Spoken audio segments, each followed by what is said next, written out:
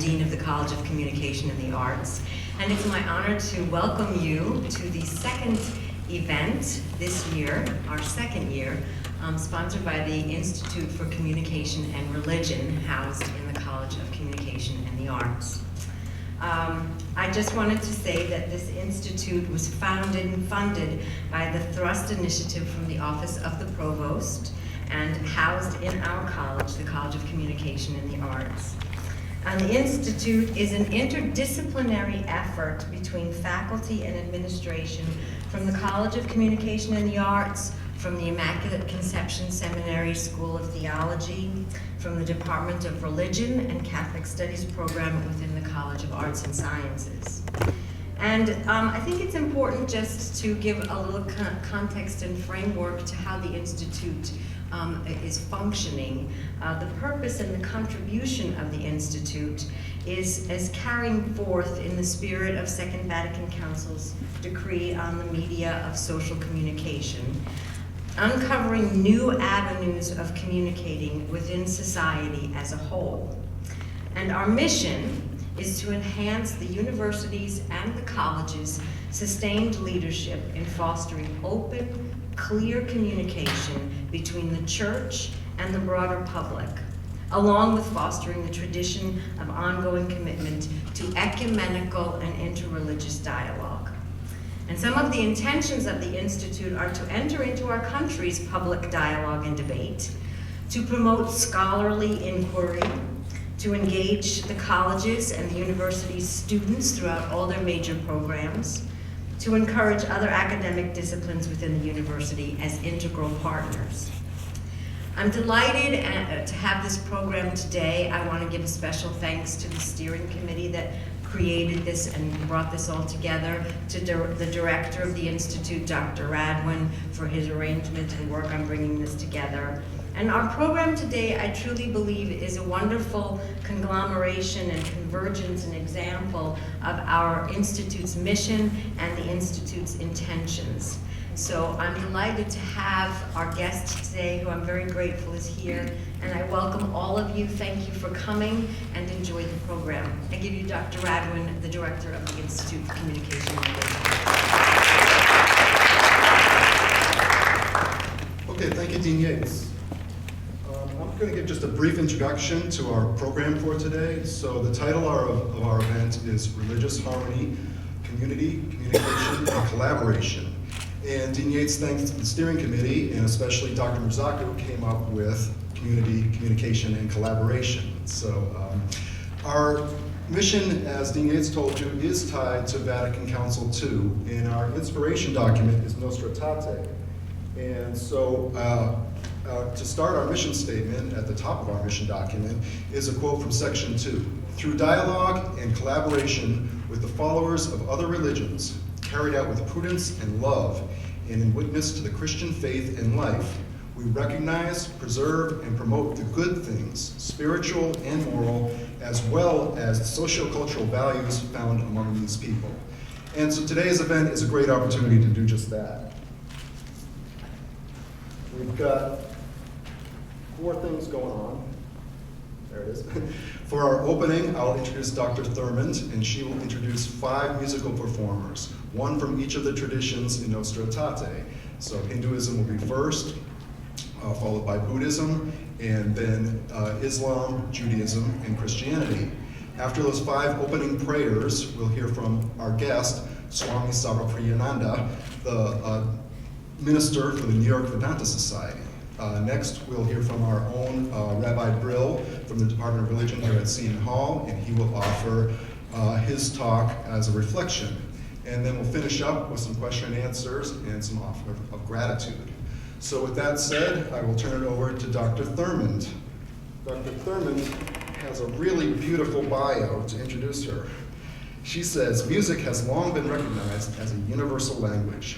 Singing, the beginnings of which are the sustained, natural vocal utterances of a cry, a sigh, a shout, or a chant, is the primordial expression of the language of music. Based upon this understanding, it is my belief that the capacity to sing resides innately at the core of our humanity. The call of our human nature to express song, however, is not our gift exclusively. In Psalm 98, the ancient biblical psalmist extends the invitation to sing a new song, not just to the human community, but to all the earth. Let the sea roar and all that fills it. Let the floods clap their hands. Let the hills sing together for joy at the presence of the Lord. The vision that's lifted up through the new song would bring all of creation together into one voice that expresses unity among the diverse communities of creation and praise to the Creator. Please welcome Dr. Gloria Thurman.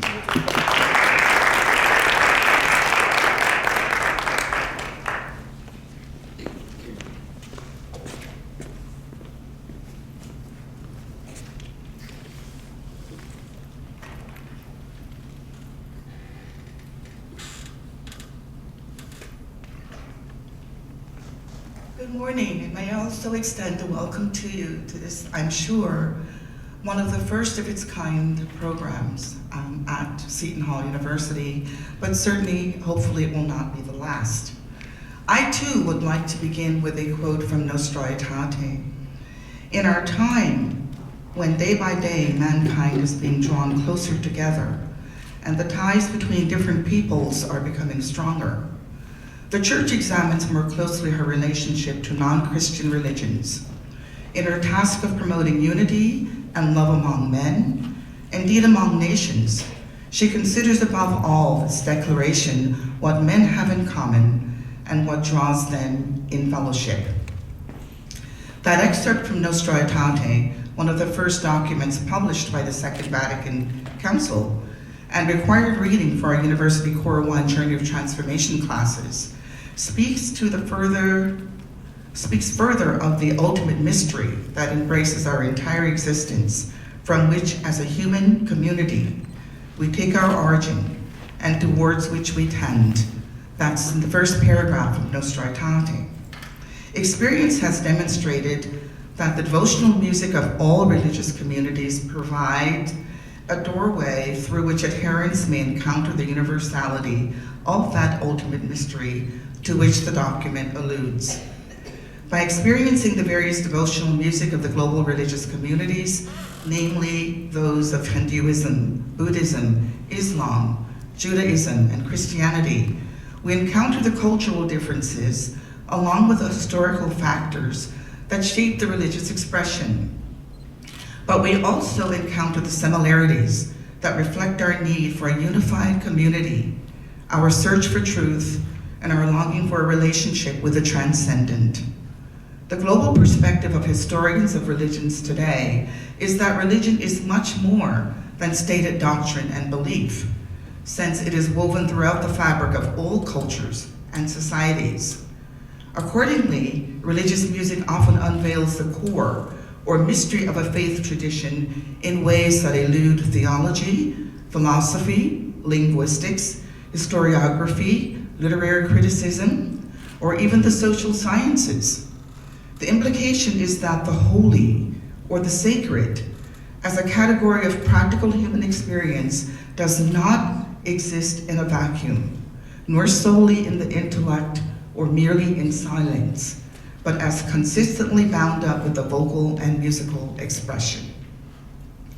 Thus, the overall importance of chant, tonal recitation, and the sacred songs for the study of religion can be seen as inestimable. There is virtually no religious tradition in the course of history that has not given primacy to oral articulation and transmission through sacred chant or devotional song. Through sacred sound and devotional song, the transcendent becomes eminent and dwells among us. This morning, because our performers are going to be offering praise and prayers through wonderful performance and really beautiful voices, but we ask that you do not applaud because it truly is not a performance for us. They are actually leading us in devotional song, praise, chant, recitation, in prayer on behalf of their particular religious expression. So we respect that and take it into our hearts, and our hands will be silent. Our first offering will come from Ishani Sanyal. Ishani is 19 years old and is currently a sophomore at Seton Hall University, working towards her major in psychology, her minor in international relations and diplomacy, and a certificate in DAVA. She has lived in South Brunswick, New Jersey for her entire life, and she has always had a passion for music, especially for Indian classical music. She first started learning Indian classical music from a school known as, in Ishani, you need to help me here. Please say the name of your school. Bharatiya Kala Kendra. Thank you. Which is affiliated with an Indian university, when she was about 7 years old. Ishani really thinks that learning Indian classical music is a way for her to know more about her Indian heritage, and that it helps her to stay rooted in the Indian culture. Along with the Indian classical music, she has continually participated in choir throughout her school years and has acquired a deep interest in Western classical music. One of her main goals in life is to create a fusion between Western classical and Indian classical music. Please let us welcome the offering of Ishani as she sings for us or performs for us a Krishna bhajan.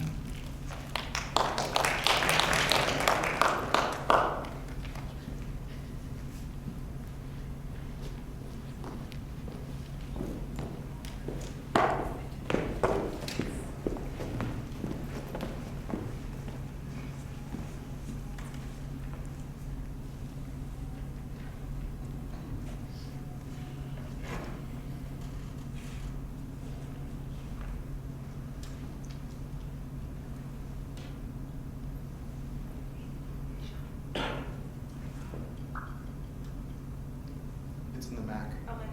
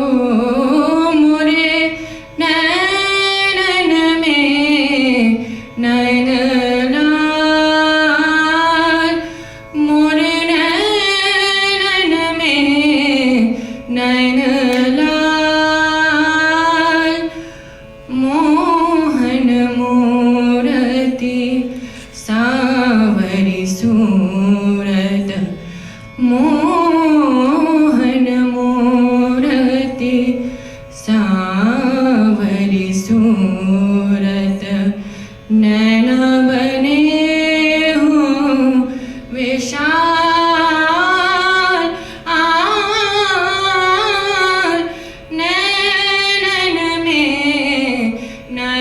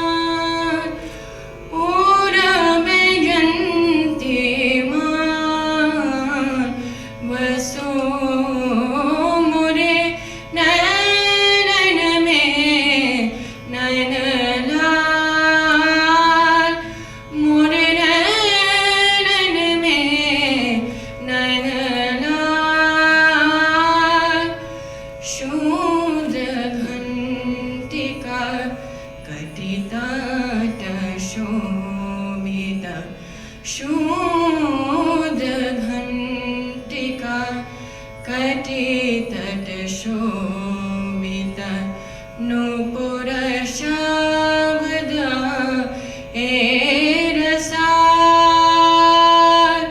Mera Prabhu Santan Sukhatai Mera Prabhu Santan Sukhatai Bhakat Bachana Gopal Bhakat Bachana Gopal Vaso Mure Nayan Mein Nayan Mure Nayan Mein Nayan Nayan Mein Nayan.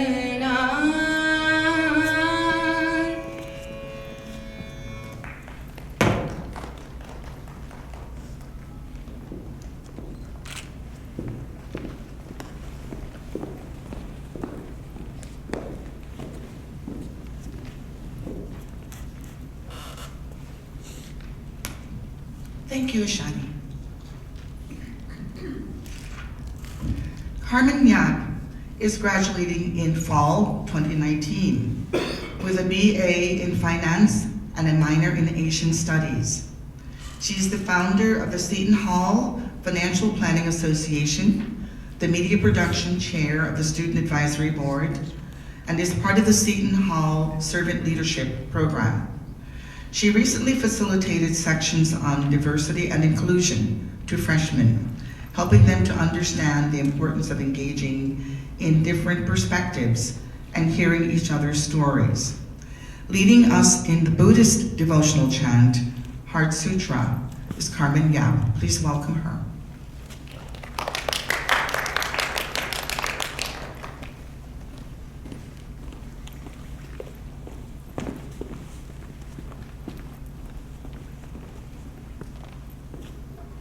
Good morning, everyone. I'm very honored to be here today, and I will be presenting you the Heart Sutra, one of the important texts in Buddhism. The Heart of Prajna Paramita Sutra.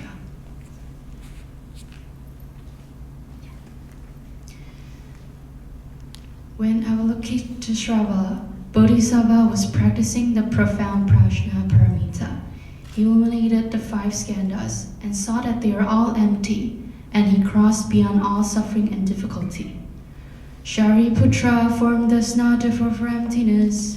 Emptiness does not differ from form. Form itself is emptiness. Emptiness itself is form. So too are feeling, condition, formation, and consciousness. Shariputra, all dharmas are empty of characteristics. They are not produced, not destroyed, not defiled, not pure, and they neither increase nor diminish.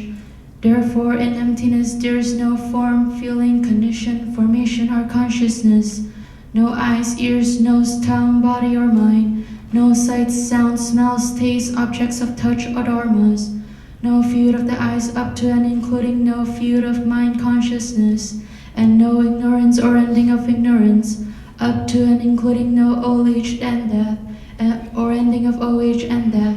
There is no suffering, no accumulating, no extinction, no way, and no understanding and no attaining. Because nothing is attained, the Bodhisattva, through reliance on Prajna Paramita, is unimpeded in his mind.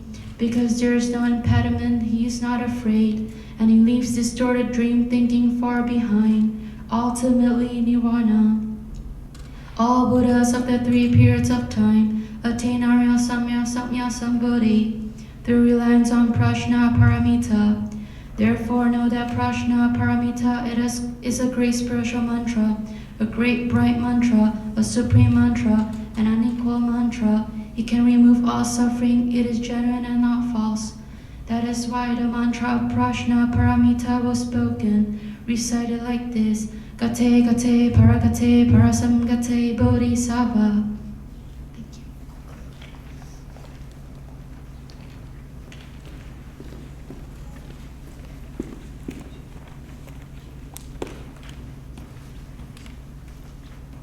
Thank you, Carmen. Mohammed El-Sheikh is a junior at Seton Hall University studying international relations and diplomacy, as well as religious studies. He is vice president of the Muslim Student Association and also part of an off-campus organization called the Muslim Network. He works as assistant director of services. He will recite to us from the Quran. Please welcome Mohammed El-Sheikh.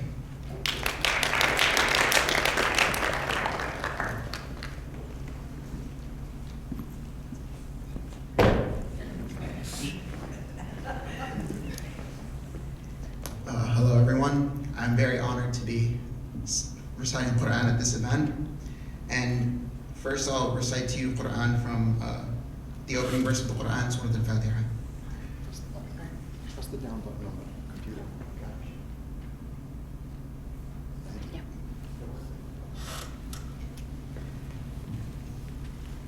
أعوذ بالله من الشيطان الرجيم. بسم الله الرحمن الرحيم. الحمد لله رب العالمين الرحمن الرحيم مالك يوم الدين إياك نعبد وإياك نستعين اهدنا الصراط المستقيم صراط الذين أنعمت عليهم غير المغضوب عليهم ولا الضالين آمين. ولقد أتينا موسى الكتاب وقفينا من بعده الرسل وآتينا عيسى ابن مريم البينات وأيدناه بروح القدس. يا أيها الناس إنا خلقناكم من ذكر وأنثى وجعلناكم شعوبا وقبائل لتعارفوا. صدق الله العظيم. Thank you.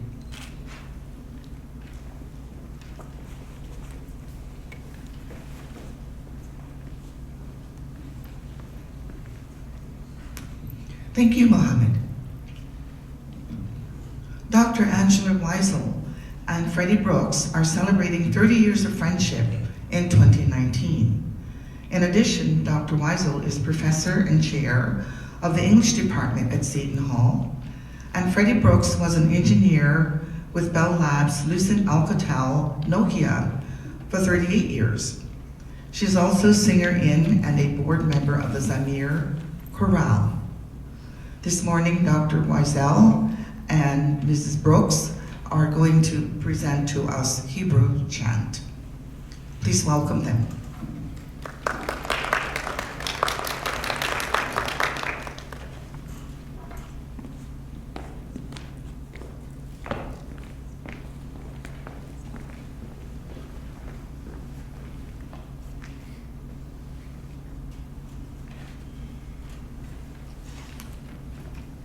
And this is a song for peace. The transliteration is in your program, and we're hoping maybe you'll join us on the chorus a little bit. And we'll end with a blessing, the final blessing that we're going to say today. Thanks God for blessing the people and bringing us to this moment. You say it for a new moment, and since we're all here together doing this beautiful thing, it seemed appropriate. Shalom Rav al Yisrael Amcha Tasim Leolam. Shalom Rav al Yisrael Amcha Tasim Leolam. Ki atahu melech Adom lechol hashalom. Ki atahu L'chol hashalom, shalom rav al Yisrael amcha, tasim leolam. Shalom rav al Yisrael amcha, tasim leolam. V'tov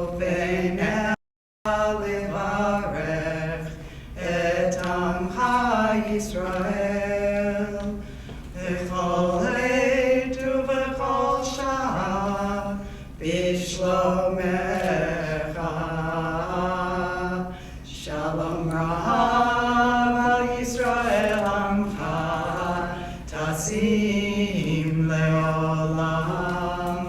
Shalom Rahav al Yisrael Amcha Tasim Leolam. Tasim Leolam. Tasim Leolam. Baruch atah Adonai, Maleket Amo Yisrael b'shalom. Baruch atah Adonai, Eloheinu melech haolam, shehechianu v'kiyamanu v'higianu lazman hazeh.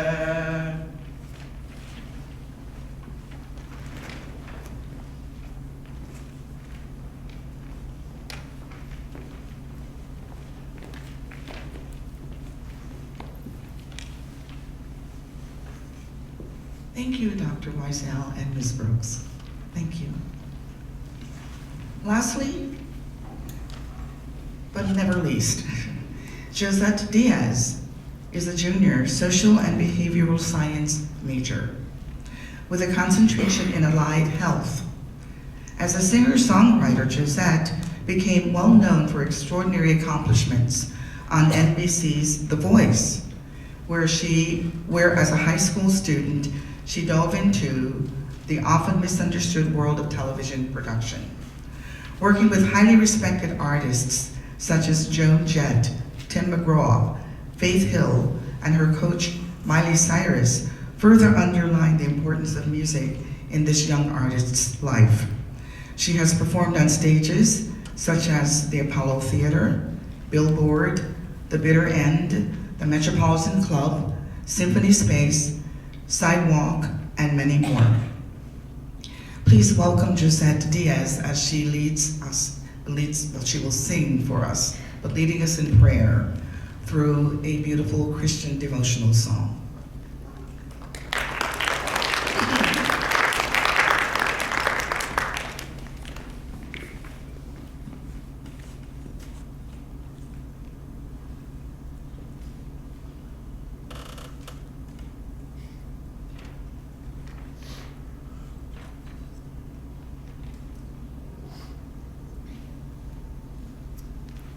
Thank you for that lovely introduction. Thank you for reminding me.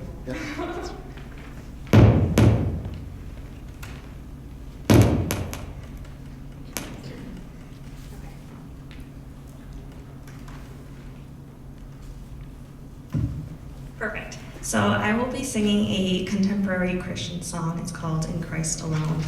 It's pretty popular, so if you guys know it, I would love for you to sing along as well. And I hope you guys enjoy it.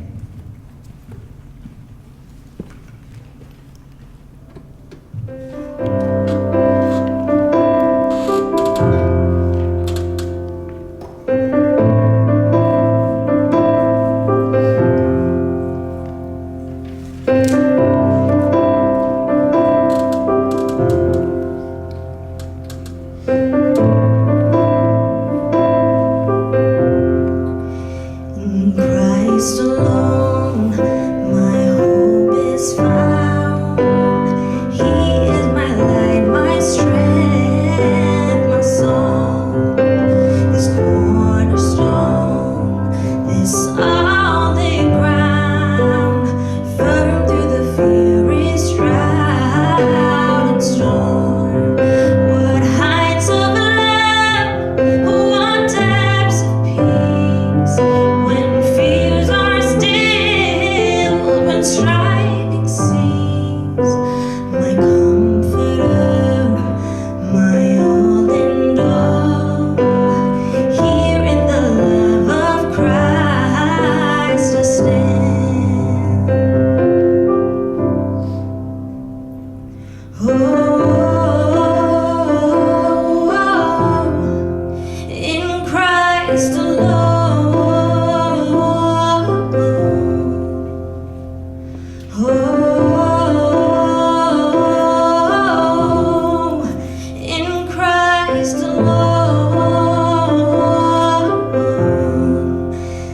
Where in the ground his body lay, light of the world by darkness slain.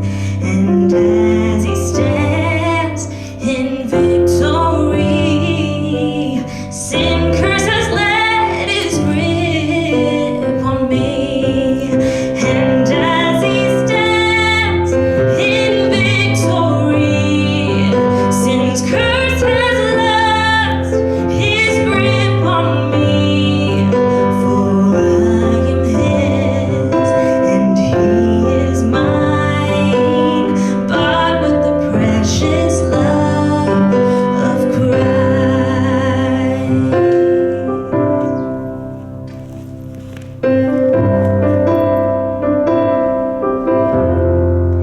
In Christ alone, in Christ alone,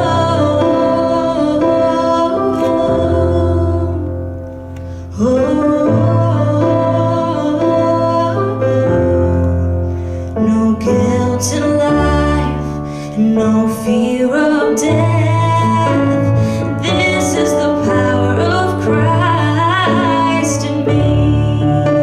From life's first cry to final breath, Jesus commands my destiny. No power of hell, no scheme of man can ever pluck me from his hand till he returns or calls me home. Here in the power of Christ I'll stand.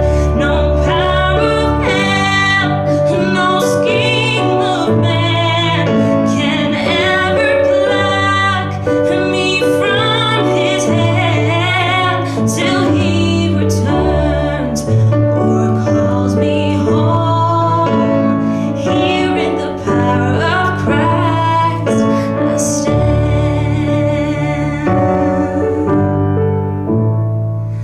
I'll stand. In the power I'll stand.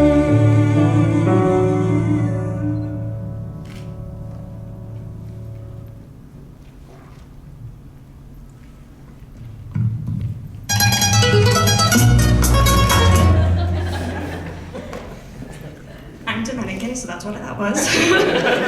It's bachata if you've ever heard it.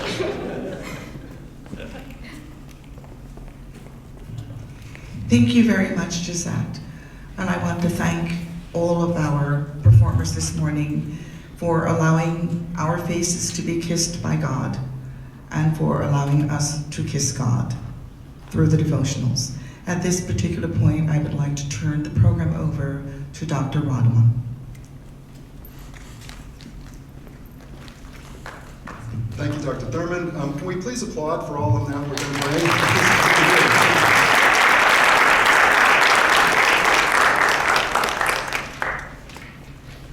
It's my privilege now to introduce our featured speaker.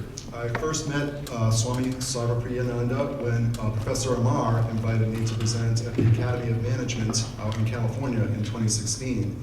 And it was really an amazing event, really one of the most distinguished panels I've ever been on, and I hope to maybe do one again someday. Swami Sarvapriyananda has been appointed minister and spiritual leader of the Vedanta Society, and he's been working there since 2017, January 6, 2017. Prior to this, he served as assistant minister of the Vedanta Society of Southern California, starting in 2015. The Swami joined the Ramakrishna Math and Mission in 1994 and received sannyas in 2004. Before being posted to the VSSC's Hollywood Temple, Swami served as a teacher of the Monastic Probationers Training Center at Baylor Math. He has served the Ramakrishna Math and Mission in various capacities, including being the vice principal of the Degar Vidyapath Higher Secondary School, principal of the Shri Krishna Mandira Teacher Education College at Baylor Math, and first registrar of the Vivekananda University at Baylor Math. I apologize for mispronouncing half of those words. Can you all please join me in welcoming Swami Sarvapriyananda.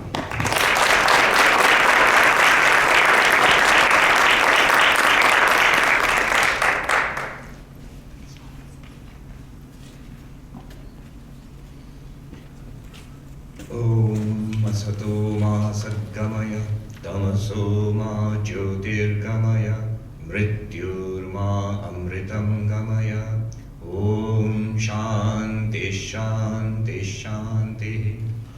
Om, lead us from the unreal to the real. Lead us from darkness unto light. Lead us from death to immortality. Om, peace, peace, peace. It's wonderful to be here, and I would like to thank Seton Hall and the Institute of Communications for organizing this beautiful program. I'd like to thank, of course, Dean Yates, who's here, Dr. Radman, of course, for organizing, putting this together, and inviting me to be here with you this morning. Rabbi Braille, Professor Amar. Is Professor Amar here? Yes, there he is. He was my first contact to Seton Hall. And all the distinguished faculty members, and, dear students, and other guests who are present here this morning. Communication is important. My first teacher in communications was Father Frederick D'Souza back in India. We used to call him Father Freddy. And he said to us in our first class on communications, he said, it's all about communication. You're going to learn so many wonderful subjects in college, but as you grow older, go through life, go through your careers, you begin to understand it's all about communication. He said to us that it's great to get an idea, but it's equally important to get that idea from point A to point B, which is communication. He also warned me about time. He said, there's an art of beginning a talk and an art of ending a talk. And my students in the monastery, they tell me that, Swami, you have learned the first one. So I rely on Dr. Radman to yell at me if and when I overstep the time limit. But as we go along, let me talk about the subject at hand, the harmony of religions, a Vedantic standpoint. Now the word Vedantic requires a little bit of explanation. The Vedas are the source texts of Hinduism. And in the Vedas, the most spiritual, the highest teachings are found in texts called the Upanishads. And these Upanishads are regarded as the final teaching of the Vedas. And therefore Vedanta, Anta means the end or the final teachings. But basically I could have just said a Hindu perspective. Harmony of religions, a Hindu perspective is same as a Vedantic perspective. Now, whenever I'm asked to talk about Hinduism, I say to my audiences, often school kids or college audiences like this, that anything that you say about Hinduism, any question you ask about Hinduism, the answer is usually yes and no. Do Hindus believe in God? Yes and no. There are orthodox schools of Hinduism which are non-theistic. I wouldn't say atheistic, but non-theistic, like Sankhya, for example. So is God a male? Yes and no. There are huge traditions in Hinduism where God is worshipped as the divine mother. Is God with form? Yes and no. God can be with form and multiple forms, and God is beyond form also. The formless too. So it is enormously diverse. There's a whole range of beliefs, incredibly diverse, incredibly complex. And so if you ask a speaker to talk about Hinduism, depending on which tradition, which part or which sect of Hinduism the speaker is coming from, he or she will give you a different version of Hinduism. If you invited somebody else today, he or she would have said something different. Now, if this is so, if it is so diverse and so complex, and I am just coming from one angle of it, why should you take me seriously? Why should you take whatever I say about Hinduism seriously at all? Well, for a few reasons. The particular, the form of Hinduism I come from, Advaita Vedanta, as taught by Sri Ramakrishna and Swami Vivekananda, would be regarded, you could call it a 19th century reform movement within Hinduism. Why is it important?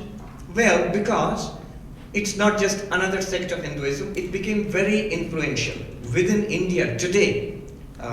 Lots of Indians, Hindus, would understand Hinduism the way Swami Vivekananda presented it. So that's one reason why we claim to speak for all Hindus, all Hindu sects, which makes us also try our best to be as inclusive and as fair as possible to the various sects of Hinduism. So that's one reason why we should take it seriously as representative of Hinduism. The second reason is, that is our founder, Swami Vivekananda, who came to this country, was the first Hindu teacher in the West. In 1893, in the World Parliament of Religions, Swami Vivekananda represented Hinduism and started the Vedanta societies, which were the first Hindu institutions in the West. The one I come from in New York, the Vedanta Society of New York, was the first among these in 1894, 125 years ago. In fact, Phil Goldberg, in his wonderful book, American Veda, he traces the entire history of Hinduism in the United States. We wouldn't know it, but there are words that's part of American culture. Words like yoga, words like yoga, for example. I went to a school, a Catholic school in California, in Los Angeles. I was talking to the students there, and when I mentioned yoga, one of the students said, "Oh, yoga, you have yoga in India too?" That's how ubiquitous become. I think there are more yoga studios in the United States than there are in India. So yoga, words like karma, words like Yoda, the Star Wars Yoda. So there's a link. I will not talk about it, but if you Google Star Wars and Vedanta, you can find a lot of discussion on how the sources of George Lucas's inspiration go back to Joseph Campbell, who worked on mythology and who was inspired by Swami Nikhilananda, one of our early monks in the United States. So in that way, the form of Hinduism I represent is actually very present and very, very influential in the West too. So what does it say? Note that India, this religious scene in India is enormously complex, rich, and ancient. It is not only the homeland to Hinduism in its multiple forms, but it is the homeland of Buddhism. That's where the Buddha was born and Buddhism was born. It is the birthplace of Jainism, a religion which is sort of elder contemporary of Buddhism. It is the birthplace of Sikhism. So all these traditions, Hinduism, Buddhism, Jainism, Sikhism, are all from India. And at the same time, Christianity came to India just after Christ. So 2,000 years ago, the first Christians, they came to India. And those churches, those lineages are still there in the southern state of Kerala. Islam came to India during the lifetime of the Prophet. So India is really home to a wide range of, almost the entire range of religions of the world. Judaism is very interesting. Swami Vivekananda mentioned in his talk to the World Parliament of Religions that we are proud that we have sheltered in our bosom the remnants of the Israelites who became refugees after the destruction of the temple in 70 AD. So there have been Jews in India for about 2,000 years now. In fact, I was in the Indian consulate in New York, and there was a program on Hanukkah. And the Israeli consul general was there, and he was giving a talk. And he said, I meet the diaspora, the Jewish diaspora from different countries of the world, and they have sorrowful stories of the struggles they have faced in their countries and around the world, except the Jewish diaspora from India, who said that we have never faced any persecution in India for 2,000 years. There's been nothing like anti-Semitism there in India, ever. So India, many religions, an extraordinary diversity, and so I believe it's worthwhile exploring how India has managed its religious diversity. 2,000 years of so many religions interacting with each other, very little, if any, of religious intolerance or violence. how does that work? So I'm going to present to you how it works for Hindus, and I believe there is a message there for the world at large, especially today. It's interesting that Swami Vivekananda gave his first talk in the World Parliament of Religions in 1893 on 11th September. So September 11th, 1893, where he gave a call for religious, he said not religious tolerance, he said I don't believe in tolerance. Tolerance just means that you are wrong and I'm just putting up with you. But religious acceptance, that all the paths are true. So how it works for Hindus and what message it has for the world at large. Now I'm going to share with you 5 points, which I believe is the essence of the Hindu approach to religious harmony. And I will leave it at that, and then we can discuss it. I think it's much more interesting if we have interaction and questions and answers. So here goes. The first point, and most important, we believe, in Hinduism it's believed that there is one ultimate reality, but it is called by different names. In the most ancient of the Hindu texts, there is this idea, Ekam Sat Vipra Bahuda Vadanti. The truth is one, but the wise speak of it differently. So there is one ultimate reality, but whether it is called Brahman or God or Jehovah or Allah, or indeed the nirvana of the Buddhist. It's very interesting that in Hinduism you encompass both personal and impersonal principles. The personal God of the theistic traditions like Judaism, Christianity or Islam, but also the impersonal nirvana of the Buddhist, where you're not even talking about God at all. So there is one truth, Ekam Sat, truth is one, but the wise speak of it or teach it differently. Robert Wright, who's a confirmed atheist and a staunch neo-Darwinist, he's written books like The Evolution of God, The Moral Animal, and most recently, Why Buddhism is True. It's a bestseller now in Barnes and Noble. And he's here in Princeton. In his book, The Evolution of God, which is not about the Indian traditions, it's about Christianity, it's about Judaism, Christianity, and Islam, and how those religions have evolved over the centuries.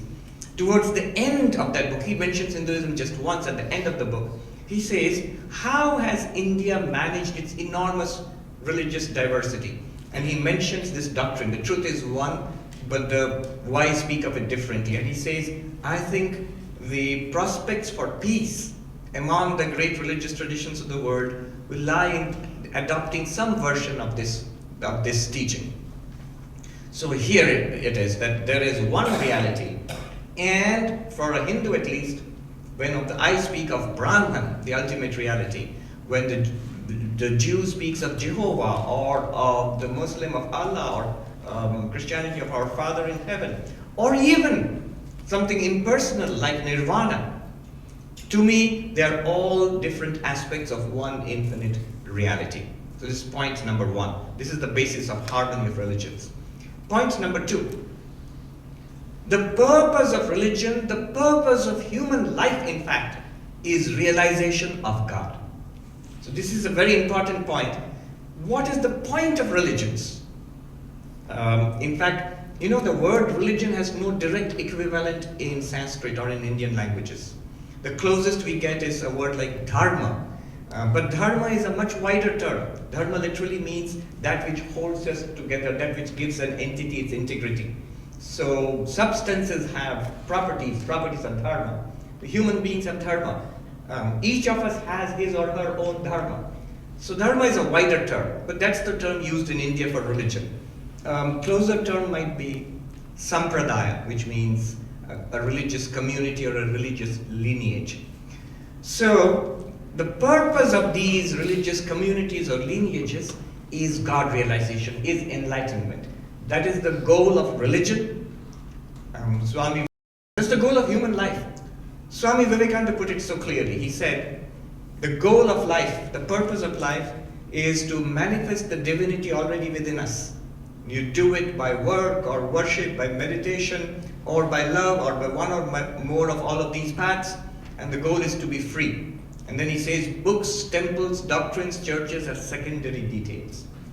So the essence of religion is this enlightenment, God realization, whatever you call it, salvation. So this is the second point. And therefore, the third point follows easily from the second point. If that is the purpose, if there's one ultimate reality and to realize it, to manifest it in our lives is the ultimate purpose of life, then the third thing follows is, then all the religions of the world, they are all paths, they are all ways to attain this enlightenment.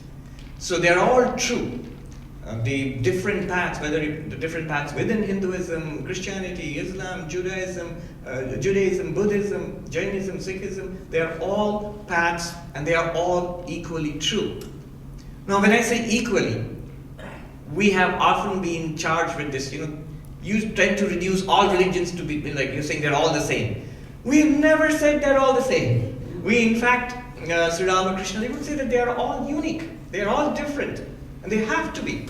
There is a place for every religion in the economy of God. That you reduce everything to a shapeless lump. But no, each religion is unique. In fact, Hans Kuhn, who is a well-known Catholic theologian, in his classic book on being Christian, he says, the Christian does not claim exclusivity. The Christian just claims uniqueness for Christianity. And that's perfectly fine. Each religion is unique. But each religion is a path. Sri Ramakrishna, who was a teacher of Swami Vivekananda, would say that you can climb up to the top floor of a house. You can take the staircase. Today he would have said you can take the elevator. They didn't have elevators at that time. You can climb up, he says, through the bamboo stairs outside the building. Today he would have said fire escape. Or you can take a rope and indeed climb up on top of the building. But whichever way you do, you climb up to the top of the building, and they're all equally valid paths. When I come from Manhattan to Seton Hall, the Google Drive the Google Maps can give you different approaches, different roads. In fact, somebody showed that if you have an Android phone and an iPhone, they give you different maps. They have different opinions on everything. So it does not mean one is correct and the other one is wrong. They're both valid because they get you to the same point, to the same realization. Another motive would be we're climbing the same mountain but by different paths. So different paths up a mountain. I know there has been some pushback on this. One objection is that no, I heard a theologian saying, no, we are climbing up different mountains. So we can discuss this, because if you say there are different goals, different mountains, then are you arguing for polytheism? I think that would go right against the monotheistic idea of the great Abrahamic traditions, or indeed the Hindu idea of one ultimate reality. So that is the third point. They are all different paths leading to the same goal. Sri Ramakrishna had very beautiful little stories or little parables. He says the Hindu and the Muslim and the Christian go to the same village pond. You have to create in your mind the rural Bengal scene where there are big ponds in each village and different communities go to the same pond to drink water or bathe. So the Hindu calls the water jal, the Muslim calls it pani, and the Christian calls it water, but they're all referring to the same substance. In the same way, whether you call it God or Brahman or Allah, you're talking about the same reality. So that's the third point. The fourth point is that, so what does that mean? If they all lead to the same reality, do we have to practice all religions? That would be kind of impractical. Somebody actually did that. In a talk in our main monastery, he was in India, a speaker said, and God bless his heart, but he said, I practice Hinduism on Monday and Islam on Tuesday. He meant it. And I think that would be really a big job, But no, that's not what is meant in Hinduism. What we do in Hinduism is, there is a doctrine of your chosen ideal. Because within Hinduism itself, there's so much diversity. Are you going to worship Shiva and Vishnu and the Divine Mother, all of that together? No. The chosen ideal is what your spiritual master or your family tradition or your local tradition tells you. So a Hindu would typically be a worshipper of Krishna, or like there was a beautiful Krishna bhajan which Ishani sang a little earlier. So the worshipper of God as Krishna, or as Rama, or as Vishnu, or as the Divine Mother. That would be your chosen ideal. So I, as a Hindu, I have a chosen ideal. And so I would concentrate on that. It's important because that gives you the passion and the intensity and the focus. You need to put it in one place. So that is how you could reconcile respect for all religions and yet practice your own. And indeed, you're allowed to say that your own approach is also the best. Somebody asked me, can I say my religion is the best? You can, and you must. If you go into a supermarket and pick out your brand of cereal and say that's the best cereal, you mean that's the best for you. And you can say that, otherwise why would you buy it? So similarly, yes, you are expected to love and revere your own tradition as the best. Then the last point is, what follows from all the four together is that we must love and respect the traditions of all religions, the founders of all religions. Indeed, for me as a Hindu, to criticize or to think of another religion or the founders or the masters of another religion as lower or inferior would be devastating for my own faith as a Hindu. Because what I'm criticizing is the God I am worshipping. It's literally the same. In Hinduism, the idea of God is infinite. So being infinite is capable of infinite expressions, different forms, different mythologies, different philosophies. And all of them are true in essence. Aldous Huxley, he wrote this book, The Perennial Philosophy. So he said that underlying the great religious traditions of the world, there is a highest common factor. In fact, there is a Christian theologian, David Bentley Hart. He has written a beautiful book, which is a polemic against the new atheists. The book is called God as Being, Consciousness, Bliss. And in the chapters are Sat, Chit, Ananda, which are the Sanskrit terms for pure being, pure consciousness, and pure bliss. And he says in the Hindu tradition of Vedanta, we find this highest common factor of all religions. And his claim is, it's not just limited to Hinduism. This you find as the final position, as the most sophisticated position of all the religions of the world. And in his book he demonstrates God as pure being, as the ground of existence. God as pure awareness, as the light of creation.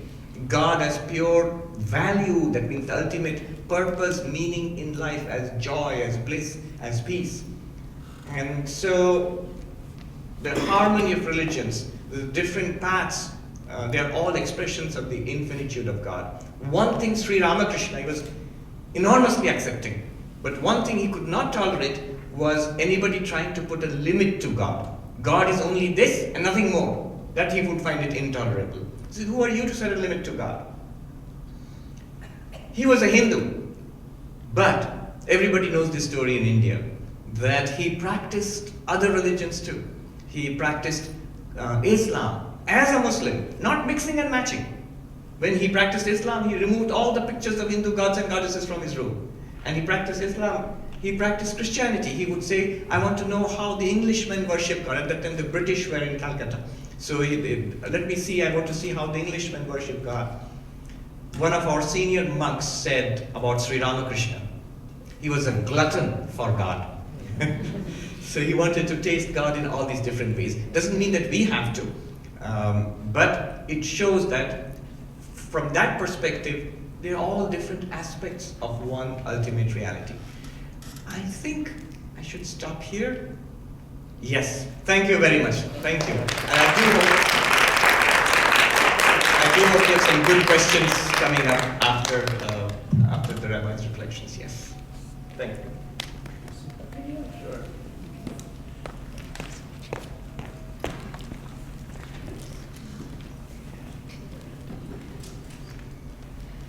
Thank you, Swami Sarvapriyananda, for the wonderful talk. It's now my privilege to introduce Seton Hall's own Rabbi Alan Brill. And his bio is very long, and he told me to cut the middle parts, so I'll do my best. Dr. Alan Brill is the Cooperman Ross Endowed Chair for Jewish Christian Studies at Seton Hall University, where he teaches Jewish Studies in the Department of Religion, our co-sponsor, and the Jewish Christian Studies graduate program.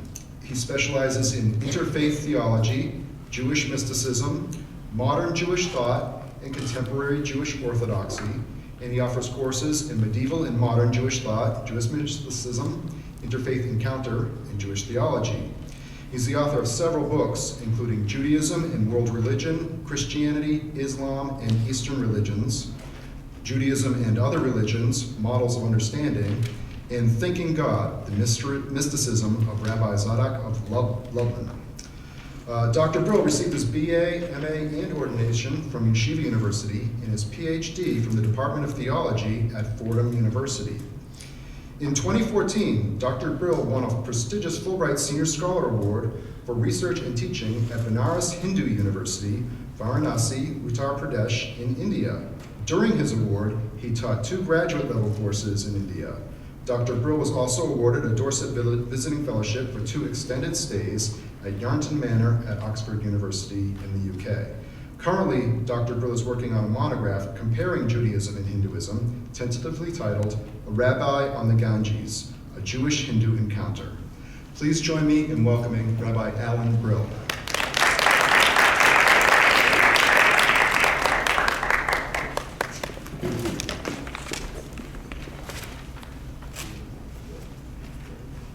Okay, next time I'm going to cut it further for you.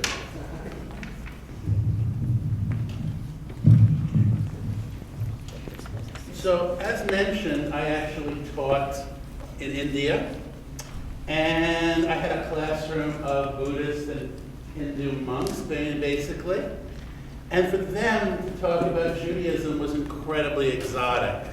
To take a course in Buddhist meditation or Vedanta, oh, that was a degree, but to do Judaism, that was incredibly exotic within their background. And a lot of things was explaining basic things that they wouldn't know about Judaism. Don't reduce it to stereotypes, which is one thing we've got to learn about approaching any religion.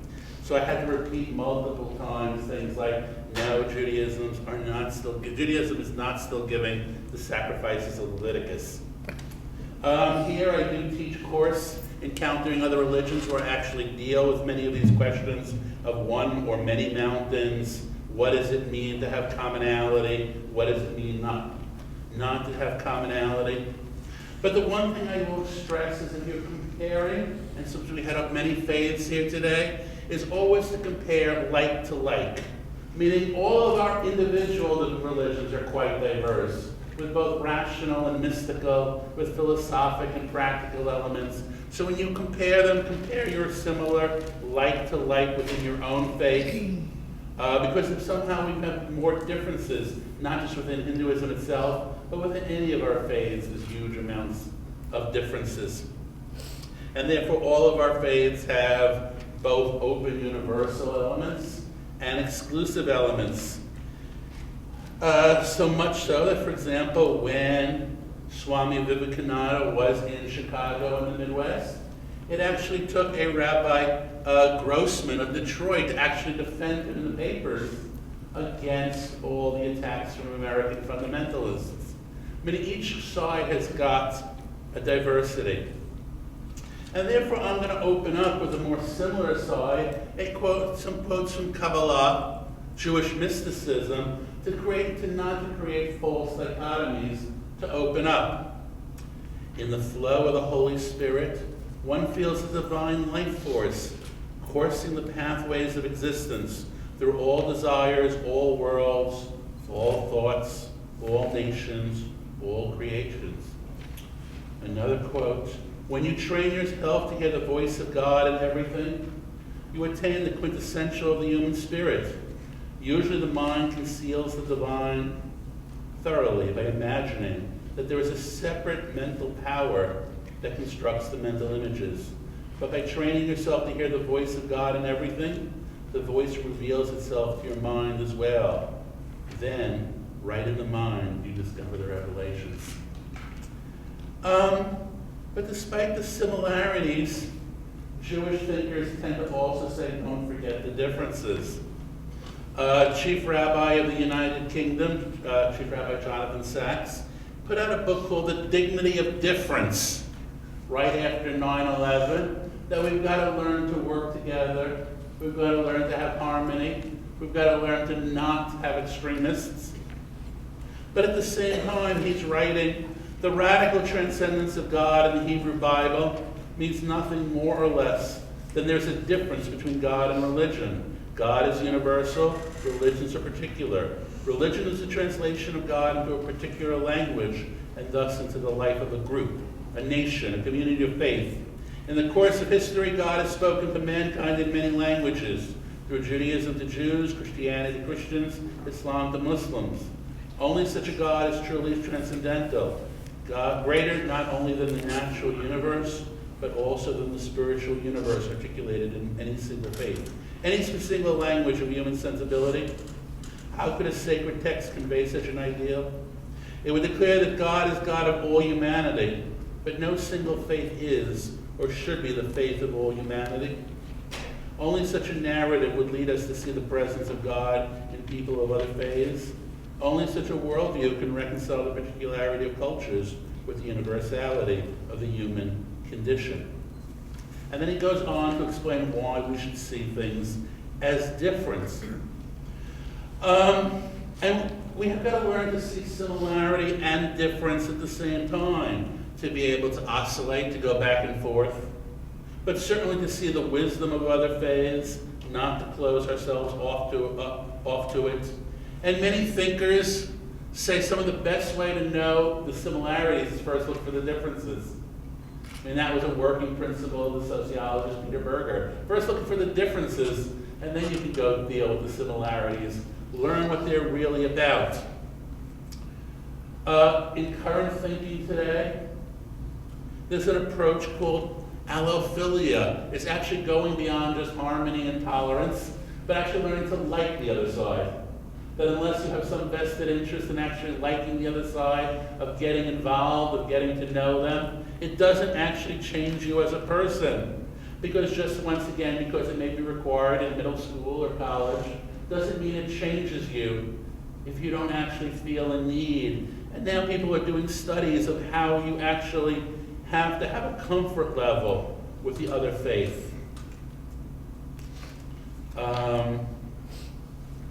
And in order to get the comfort level, you actually have to first go out of your ordinary comfort level. You've got to go to a new place.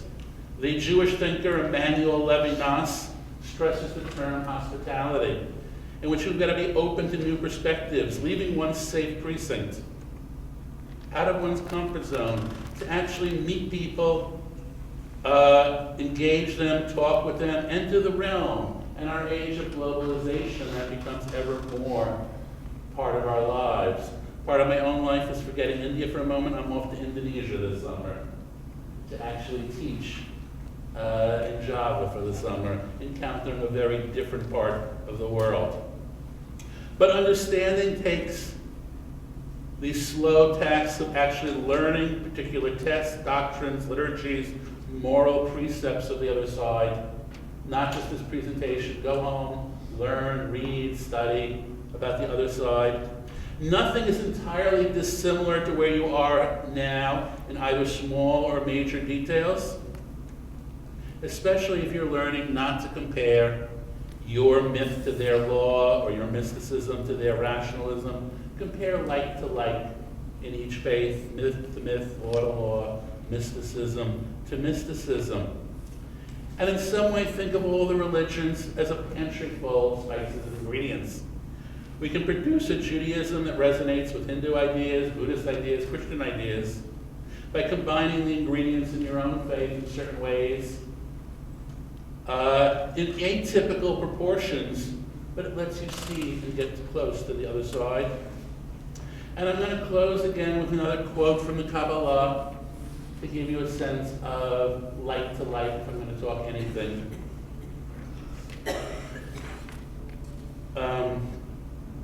God is unified oneness, one without two, inestimable, genuine divine existence, engenders the existence of all creation. The sublime inner essences secretly constitute a chain linking everything from highest to lowest, extending from the upper pool to the edges of the universe. There is nothing, not even the teeniest thing, that is not fastened to the links of the chain. Everything is part of its mystery, caught in its oneness. God is one, God's secret is one. All the worlds below and above are mysteriously one. Divine existence is indivisible. The entire chain is one, down to the last link. Everything is linked with everything else. So no divine essence is below as well as above. There is nothing else. And one more I just can't resist. Each of us emerges from the infinite and is included in it. We live through its dissemination, its perpetuation of existence. The fact that we sustain ourselves on vegetation and animal life does not mean that we are nourished on something outside of the infinite force. The process is like a revolving wheel, first ascending and then ascending. Through life, branches out further and further, but everything still remains to the infinity of the divine, including and abiding. Dwell on this. Flashes of intuition will come and go, and you'll discover the secret here. If you are deserving, you will understand the mystery of God in all things on your own.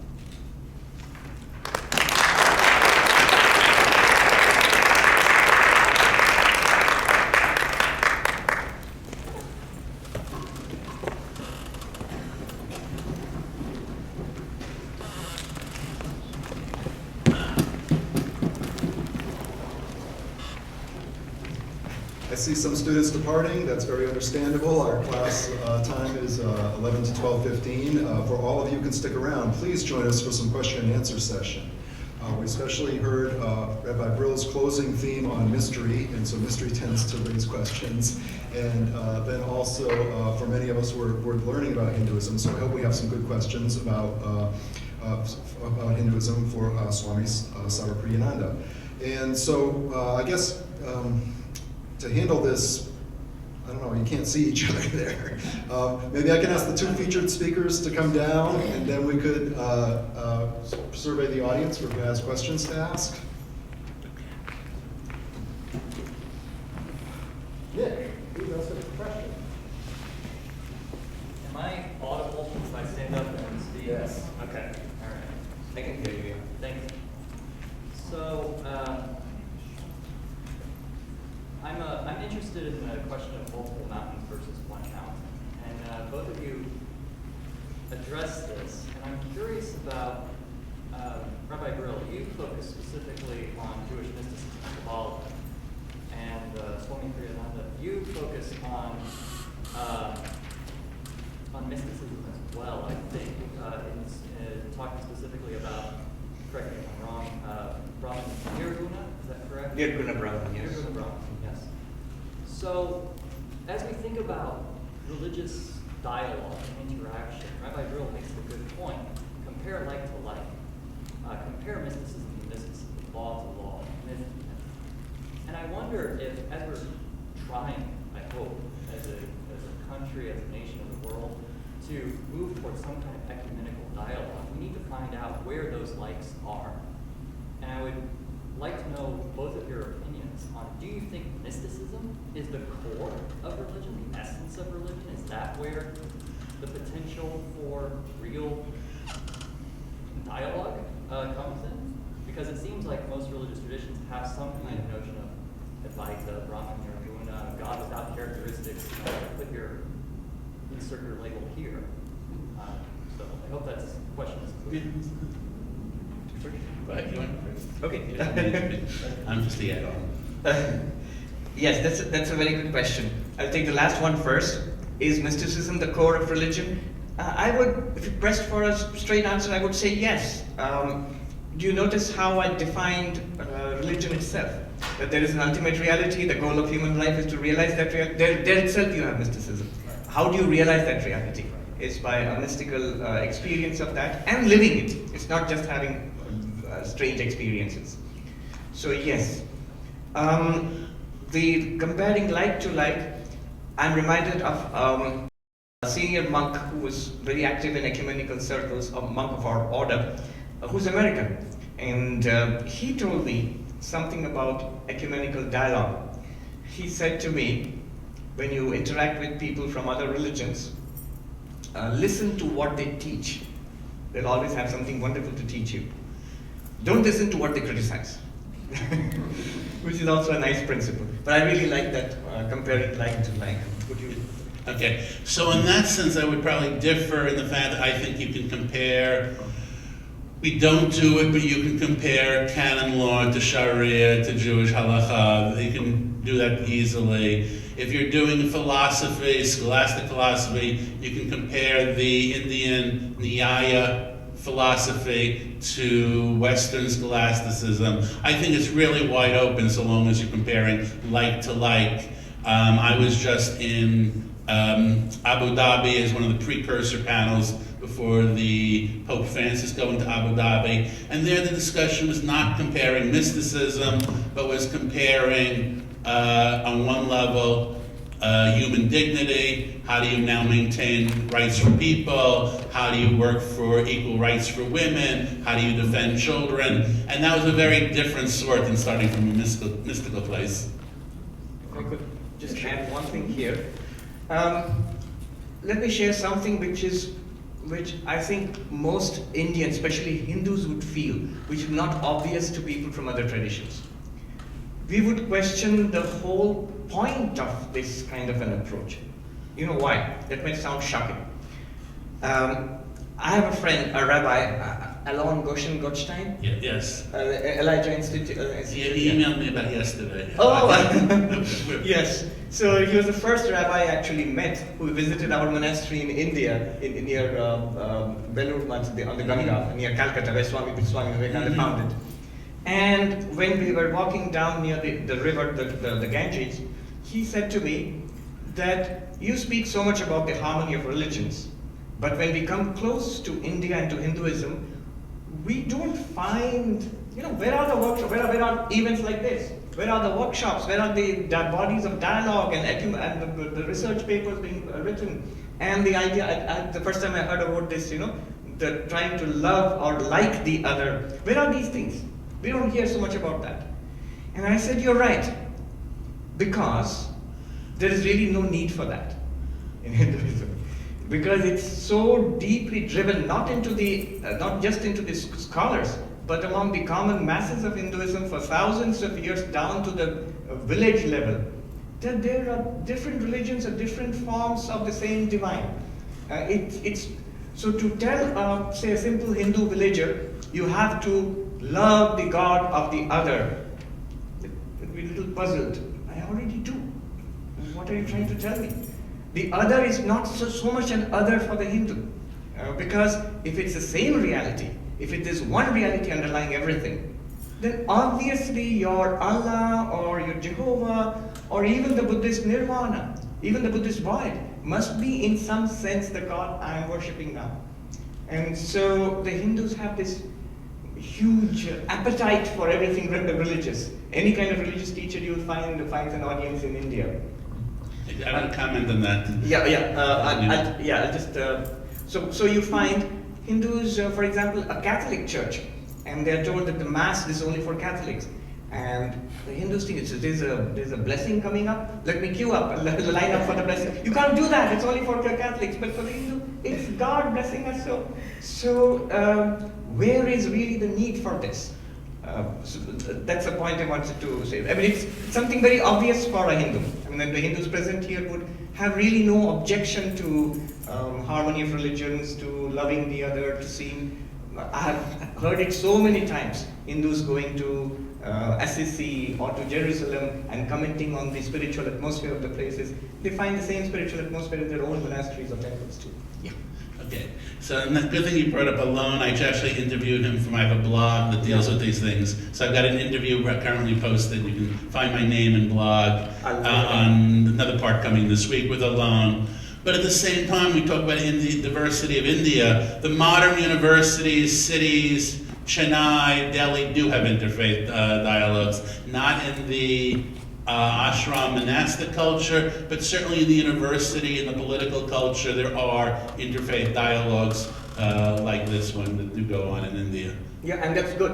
And there's a need for that. In fact, I asked Rabbi Goshen Gottstein, so I followed up by saying that the interfaith that you are doing, he does a lot of interfaith. Let me ask you, why should I participate in it? Because I believe in all of it, and more than what you are saying. It's very natural to me. And he said exactly this, that it's helpful to participate and to be in dialogue and to share. If you do believe, if that's your point of view, why don't you come and share? So that's a very good point, yeah. I'm sorry. There's a hand there.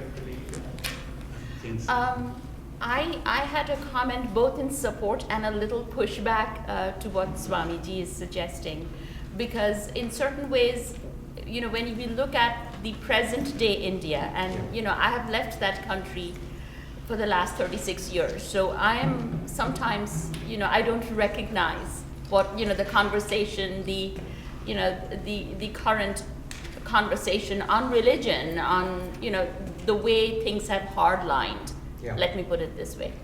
I completely agree with you that for the Hindu psyche, my mother, for example, a devout Hindu, always thought that the coming of Christ was really something that Krishna had talked about in the Gita. You know, she would say, you know, remember, Krishna says, you know, I'll come back. And there it is, you know, there was need. And so, you know, when I tell this to my students, they are, oh my God, you're, you know, what is this? But that culture has suffered a tremendous shakedown. And now you have what is called the, you know, the hardening of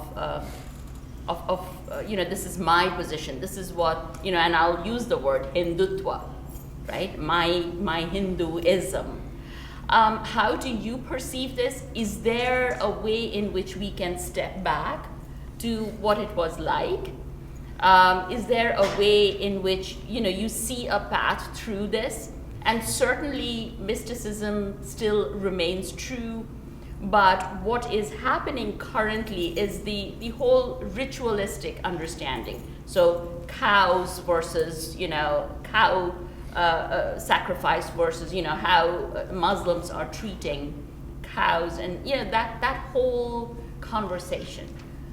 Yeah, What is your... I'll respond to it, and also I've asked the rabbi to respond to it because he was in Benares, so he has a different perspective on, he has seen the whole thing there.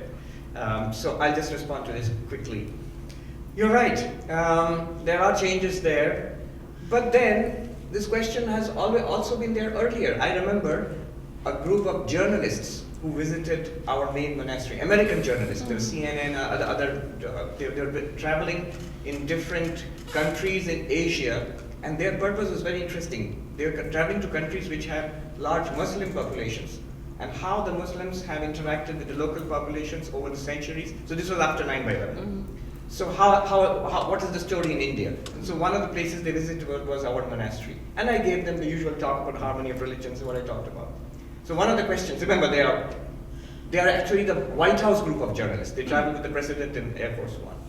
So one of them asked a question, you, Swami, you spoke about harmony of religions, but in India we hear about these religious riots which are there quite often, and there is violence between Hindus and Muslims and Sikhs.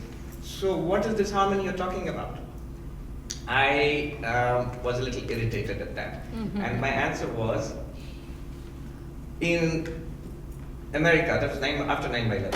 After 9/11, there was a little article in Time magazine, the last essay they have at the end of the Time magazine. And it said that there is this black person who got into a cab, and there is this little old white lady sitting in the cab, and she looked at the person, they were sharing the cab. She looked at the person, and she said, oh, thank God it's you. I thought it was one of those terrible Arabs.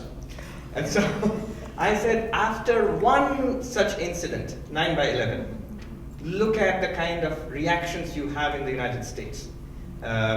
Whereas in India, all these traditions have been there for more than 2,000 years. Buddhism, 2,500 years, Jainism, 2,500 years. And then Christianity, Judaism came, Christianity came, Islam came, Sikhism. And so we have coexisted for 2 to 3 millennia. And there have been wars, there have been problems. But now see how after all of that, we do coexist. And we do have harmony between different religions. And we do know how to live together. So that was my answer. Specifically, you asked about Hindutva. My feeling is the present situation is a kind of reactionary situation. Yeah. A pushback against what is perceived with resentment as attempts to convert Hindus into other religions, violence. It's a perception, and there's a pushback. And this pushback is not authentic. It's not authentic in the sense, you cannot really justify it in the terms of the fundamental texts of Hinduism. But I'll leave it at that. In the real world, religion actually plays itself out in political and social tensions. Sure. And in the end, for whatever you say the ideals of any religion are, you go to Kashmir and you find factions fighting. You go to speak to Gujarati and you find factions fighting. I go everywhere you go, and they're going to talk to you about it, but there's real politics, there's real sociology here, and it goes on all over the world. There was one day I was sitting in a restaurant waiting for my food. I mean, it was like one of these takeout places, waiting for my food to be cooked. And there's a TV on, usually it's cricket, but today it was a political speech from one of the Hindu parties. And I said, oh my God, it's just like the Middle East.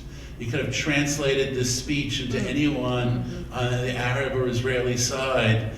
Identical rhetoric. And that's what real people do, unfortunately. Swami Vivekananda said, nothing has contributed to peace and blessedness more than religion. He meant it in the general sense, all over the world. And nothing has contributed to inflaming the passions of humanity and violence more than religion. But often it's religion which has been co-opted by politics, by power politics and all. There was a lady who had raised her hand there. Yes, you have a question.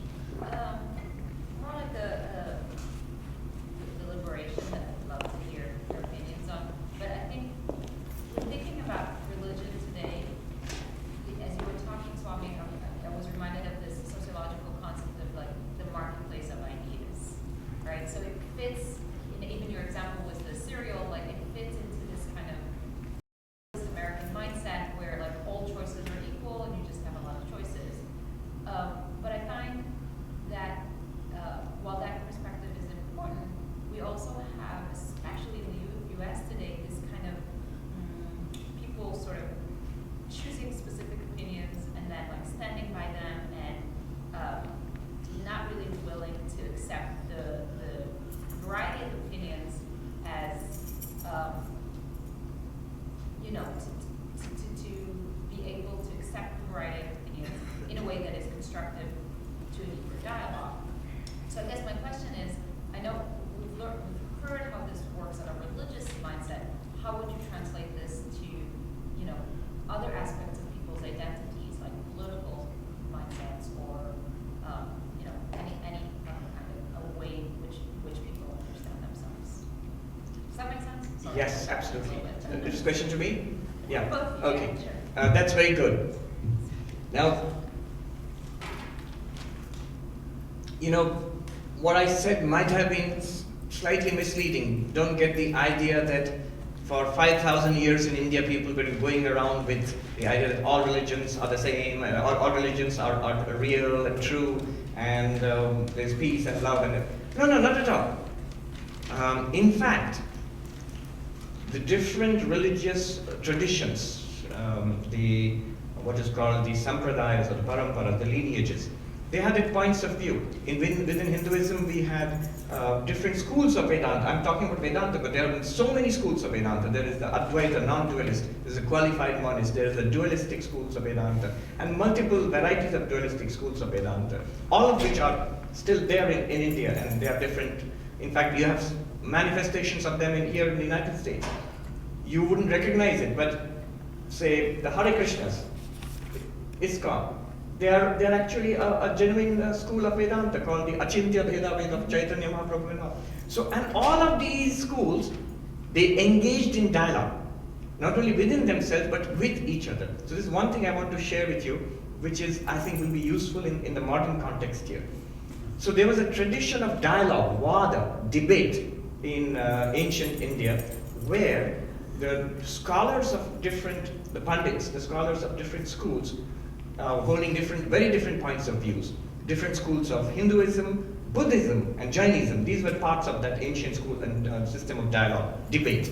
It was called vada, and they had remarkable systems of dialogue. For example, I'll share a couple. One is, when I'm debating with you, after you have had your say, before I can reply to you, I have to state back your position to you to your satisfaction. This is what you said. I have to actually state it back. And you have ancient Indian political texts where the first part is actually not the position of the person who's writing it. It's the position of the opponent. So this is called the Purva Paksha method, where the opponent presents the point of view, and then there are agreed systems of debate, of logic. There was an underlying system of logic, the Nyaya, later the Navya Nyaya, the new school of logic, which provided a logical framework for debate. So this is one. You have to state back the position, and just think how useful it is. Often when we are arguing, it quickly degenerates into a quarrel, because instead of listening to the other person, I'm just getting ready with my reply. I'm going to give you a real reply and put you in your place. No, you have to listen to the other person and to the other person's satisfaction. What constitutes a decision in a debate? What constitutes a point of defeat? And so on. All this is a very sophisticated form of debate. And this was there. So this is something, a similar thing, which might be useful in today's hyper-connected world. How strange that we live in a world which is hyper-connected, and yet in our own echo chambers, because the internet reflects back to us our own points of view. Because it watches what you like, and then reflects back to you what you like. So you are not connected with the other person's point of view at all. So this way of debate would be one thing I would suggest, if we could introduce it in schools, colleges, political spheres of communication. So, 4 small points. The idea of comparing in general is whenever you have a cosmopolitan situation. So, for example, in 10th century Baghdad, Jews, Muslims, Christians, Hindus, Buddhists, atheists that also would actually have debates and leave records of it. Whenever you have that. The second part is it's not open like serials. It's actually, at this point, I become the professor and say it's usually a limit based on functionality. There's a built-in functionalism, like America's taking in very, very easily mindfulness, but not taking almost anything else. There's a narrow range of what takes in. There's the political element in terms of you're triangulating somebody else out. So you have a phrase now that's playing a role that it never played, Judeo-Christian in America, to triangulate out Muslims. And now I'm off to Indonesia, where I'm already being contacted by Muslim Judeophiles, to triangulate out Christianity that turned to Judaism. There's a political element of what plays the role, so it's not that it's all completely open. And finally, I'm glad that Swami mentioned ISKCON, the Hare Krishnas, because they tend to be conversionary and tend to be much more exclusive, and they tend to be much more, no, it's not multiple paths, but there's only one path of Krishna, and we have a very different presentation from that perspective. Correct. Yes, this hand here. Speaking of rural India, where most of the people reside, we have a very embedded caste system.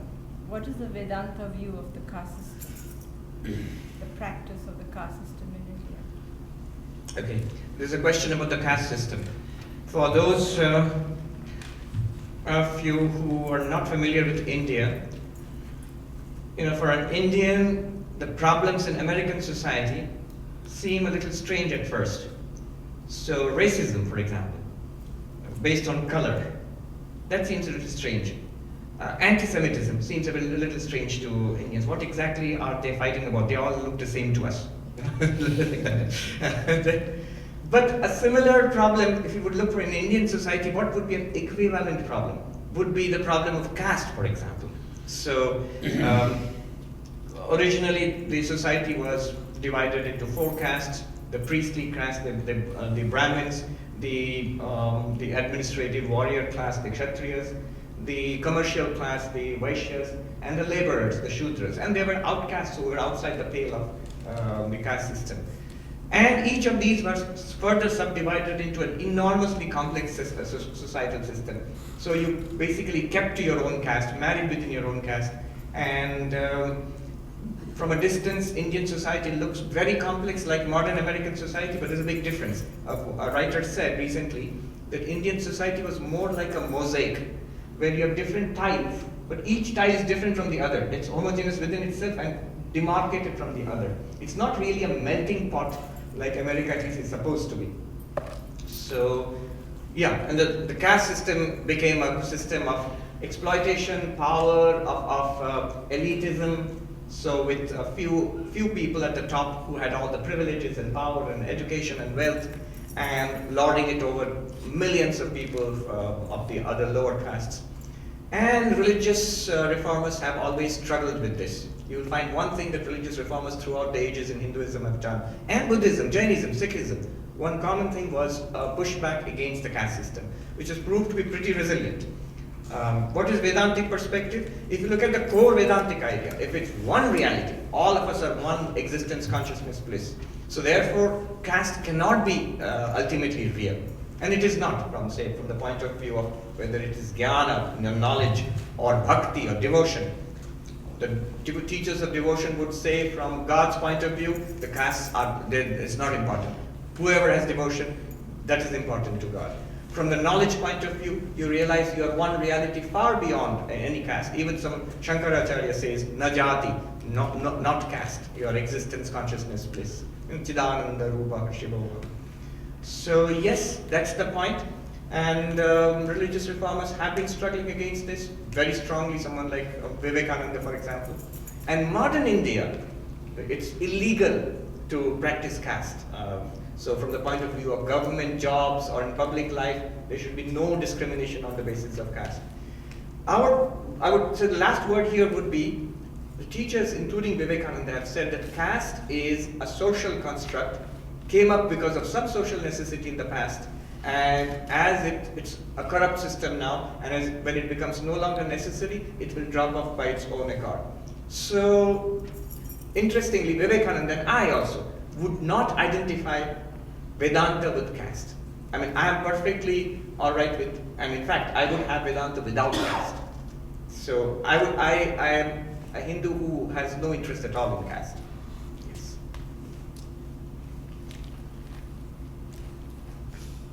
Can I ask a question? Yes. Our theme today is harmony of religions, and for a harmony, you need at least 2 notes going, right? You need two frequencies vibrating. And so comparing like to like was Rabbi Brill's theme that I really appreciated. And so comparing visions of God across traditions. And so you used a pond metaphor and everyone coming to the same pond. And so the water might seem uniform, not a harmony, it's just all water. And then in the Catholic tradition, the vision of God is Trinitarian, that it is relational. Could you talk a little bit about those differing visions of God, or are they different? True, we'll both respond to that. So in Hinduism, there is this wide range of conceptions of the ultimate reality. So from the non-dualistic perspective, the goal would be to realize your identity with the ultimate reality. The ultimate reality is called Brahman, and that reality alone manifests as this diverse world, including us. And the real point of life is to discover that reality and know that I am Brahman. That would constitute enlightenment. But there are devotional schools of Hinduism, the Hare Krishnas, ISKCON, for example, who don't agree with that at all. They would say that God is ultimately personal. So there's a personal God, and the relationship between the personal God and the individual soul is an identity in difference. In Sanskrit, achintya vedave. There are other schools of Hinduism, as I said, enormously diverse, who say that no identity, just difference. So God is the Lord of the universe, the Madhva school, the dualistic school of Hinduism. God is the Lord of the universe and eternally different from the individual being. And so our relationship with that God would be one of a master and servant, or father and or mother and child, father and child, like that. There are 5 possible relational attitudes in Hinduism. One is the master and servant, Vasya. The other one is Vatsalya. God is my child. So something like you would closest would be Mother Mary to the baby Jesus. So Yashoda to Krishna, or the child Rama. Exactly the same attitude. God is my child. It's called Vatsalya. The other one is Sakha. God is my friend. So in the Gita, Arjuna regards Krishna as a friend. God is my friend. There is another one which is regarded as the highest of all relational attitudes, one of beloved. The God is like lovers. So it's called Madhurya Bhava.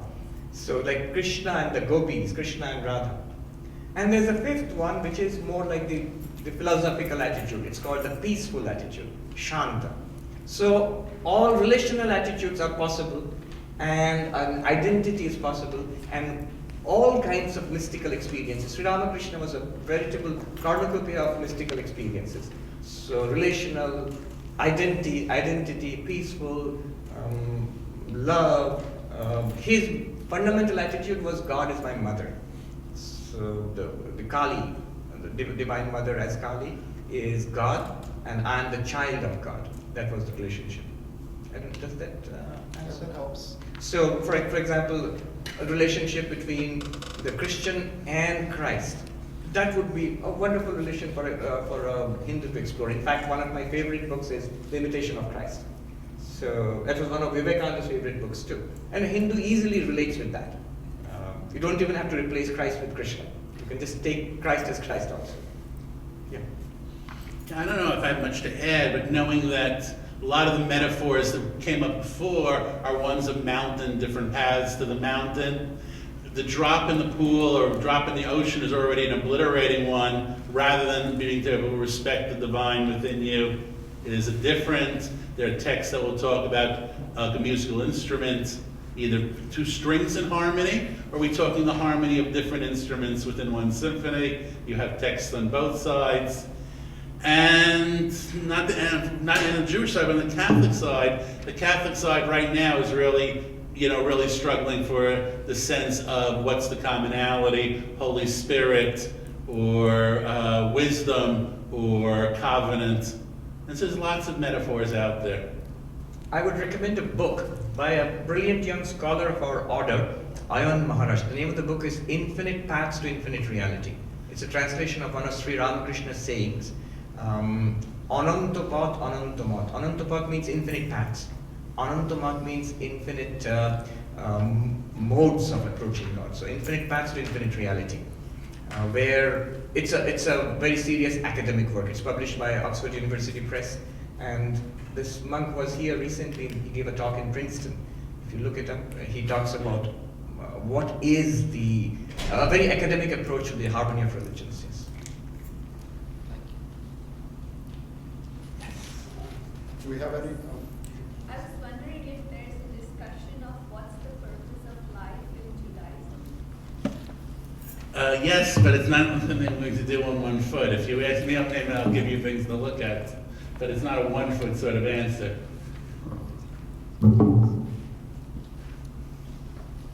I remember Rabbi Alon telling me that just as you would not, if you just read the Old Testament and say, now I know Judaism. No, you don't, actually. There are so many texts to read. That's right.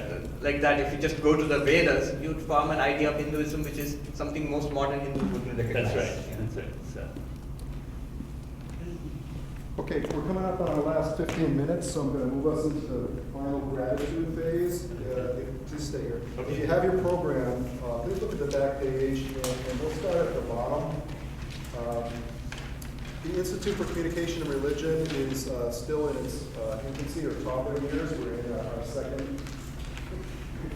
our second year, and it takes a lot of work trust me, to do just an event like this, let alone 2 events in my launch year and master class just last semester, as Dean Yates mentioned.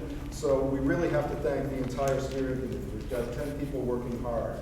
So Professor Kathy Zizik, Dean Yates, Ruth Surya, Diane Traflett, Gloria Thurmond, myself, Inez Mazaku, Mark Maven, Ryan Hughes, and Kiju Choi.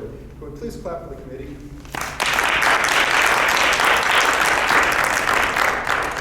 Then as we head up to the middle of the page, we get our co-sponsors. So you've been enjoying the water and also the granola bars, and we have the Department of Religion to thank for that. So please thank the Department of Religion. There's still a bunch of water and granola out there, so please take some on your way out as you leave. And then as we get toward the top, we get into people who are more specifically related to this event. So Aruna had to go, she asked a question earlier, but Aruna was instrumental in getting the musical portion of this program started. And so we owe her a great deal of thanks. Maria Roman is a secretary within the College of Communication and the Arts. She did many of the logistical things, such as ordering the projector and the PA system and the video system. Sean Quinn at the back is our graduate assistant who was assigned to the Institute. Sean did many things, including hanging the signs today and logistical efforts, especially for the public relations side of things. So if you saw our nice announcement for the event, that's Sean's excellent work. And please look forward to news releases in the future from Sean. Our next 2 people, Christine Lowe and Christine Cruz, are our graphic design faculty. And so they were supervising somebody I'll get to in a minute. But it's wonderful to have expertise to get things going, like a program and a PowerPoint and a logo with a transparent background, all the little things in the back that make an event come together. Next we have Nalin Jory. Nalin's right over here, and he took care of all the transportation for the Swami. So I'm sure you all, or most of you have driven to New York City before. It's not super easy. And so he's somebody who's donated his time and effort to make sure the Swami arrives safely and we'll get back. And then next we have somebody who's worked really, really hard. We have our photographer today, Claire Evans. So in addition to photography, Claire also helped organize the program. She was taking direction from Professor Cruz and Professor Lowe to work on the logo, and then she also designed our wonderful poster on the front. And especially, you know, like I was expecting to have to go back and forth, but no, the instant she showed me this design, I loved it. It's got, it's like a Venn diagram. It's got the overlapping circles, and the circles themselves aren't uniform. They're fairly diverse circles. They're in the same range of the color spectrum, so for me, it's a really kind of great visual way of getting the harmony theme across. And so thank you so much, Claire. And then as we head toward the top, Pradeep Bose is the secretary at the New York Vedanta Society. He was great in organizing the paperwork. Just last night, we got the video release signed, and so Pradeep is on top of things. And at the very top, Dean Yates at the beginning announced that this institute is funded by the Thrust Initiative out of the Provost's office. So interim Provost Borov is the final person to sign off on all of this, and we really have her to thank as well. Can we please clap for everybody on the back page? And then I kept our guests up here because we have symbolic gifts. So this one is for the Swami, and this one is for Rabbi Brill. So please clap for our guest speakers.